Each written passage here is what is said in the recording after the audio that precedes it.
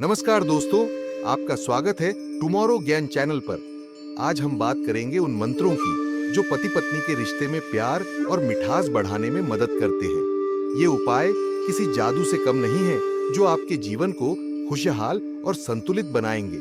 आइए इस प्रेम भरे सफर की शुरुआत करते हैं। कई साल पहले एक गांव में मोहन और सुनीता नाम के पति पत्नी रहते थे।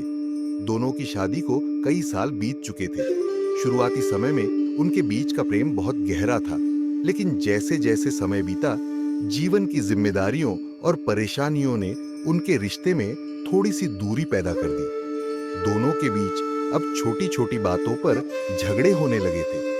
मोहन और सुनीता यह समझ नहीं पा रहे थे कि उनके रिश्ते में पहले जैसी गर्मजोशी क्यों नहीं रही। सुनीता अक्सर सोचती थी कि आखिर ऐसा क्या बदल गया कि अब मोहन से बात करते समय वह उतनी खुश नहीं होती जितनी पहले होती थी। मोहन भी यही सोचता था कि क्यों अब उसके और सुनीता के बीच वो पहले जैसा खुलापन नहीं रहा। एक दिन मोहन गांव के एक बुजुर्ग संत के पास गया जो रिश्तों की गहरी समझ रखते थे। संत ने मोहन से उसकी समस्या सुनी और कहा, बेटा, रिश्तों की नींव प्रेम और समझदारी से बनती है और उसे सहेजने के लिए कुछ मंत्रों को अपनाना पड़ता है। अगर तुम अपने रिश्ते में फिर से पहले जैसी मिठास चाहते हो तो ध्यान से सुनो और इन्हें अपने जीवन में लागू करो।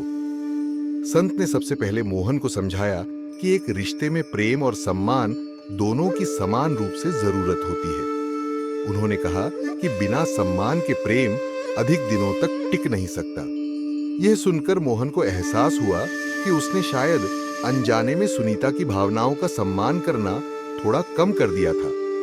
अगले ही दिन मोहन ने सुनीता से अपने दिल की बात कही और उससे माफी मांगी। वह उसके प्रति अधिक संवेदनशील और सम्मानजनक होने की कोशिश करने लगा। सुनीता ने भी महसूस किया कि मोहन अब उसे पहले से बेहतर समझ रहा है।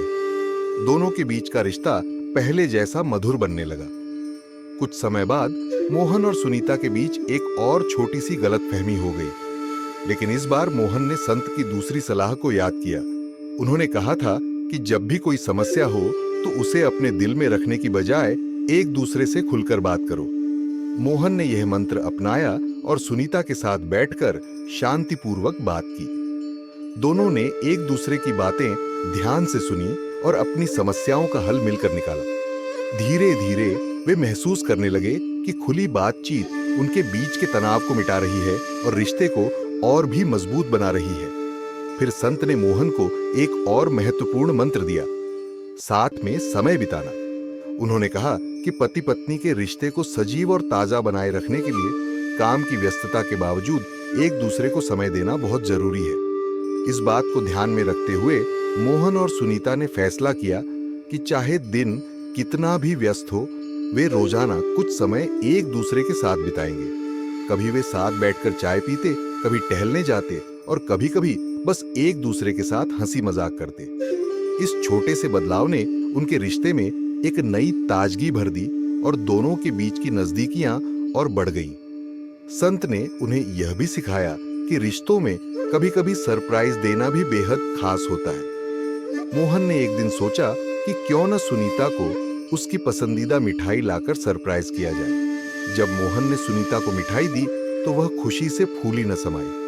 यह छोटा सा सरप्राइज उनके रिश्ते में एक नई ऊर्जा लेकर आया। उन्होंने सीखा कि छोटे छोटे सरप्राइज भी जीवन में बड़ा बदलाव ला सकते हैं और रिश्तों में नयापन भर सकते हैं। एक दिन मोहन और सुनीता के बीच फिर से थोड़ी बहस हो गई, लेकिन इस बार मोहन को संत की आखिरी सलाह याद आई, धैर्य और समझदारी। संत ने कहा था कि हर रिश्ते में उतार चढ़ाव आते हैं, लेकिन इन उतार चढ़ावों को धैर्यपूर्वक और समझदारी से सुलझाना ही सच्चे प्रेम का प्रतीक है। मोहन और सुनीता ने इस मंत्र को भी अपने जीवन में उतारा। जब भी कोई समस्या आई, उन्होंने शांत रहकर उसे सुलझाने की कोशिश की, बजाय इसके कि वे उस पर अधिक तनाव लें। वो दिन भी आ गया जब मोहन और सुनीता ने महसूस किया कि उनका रिश्ता पहले से भी ज्यादा गहरा और मजबूत हो गया है। उन्होंने सीखा कि रिश्ते को सफल बनाने के लिए सिर्फ प्रेम ही नहीं, बल्कि आपसी समझ, सम्मान, धैर्य और सहयोग की भी जरूरत होती है। दोस्तों, ये कहानी हमें सिखाती है कि पति पत्नी के रिश्ते को खुशहाल और मजबूत बनाने के लिए हमें ये मंत्र जरूर अपनाने चाहिए। यदि हम इन बातों को अपने जीवन में लागू करेंगे तो हमारा रिश्ता भी मोहन और सुनीता की तरह मधुर और प्रेमपूर्ण बन सकता है। समाप्त।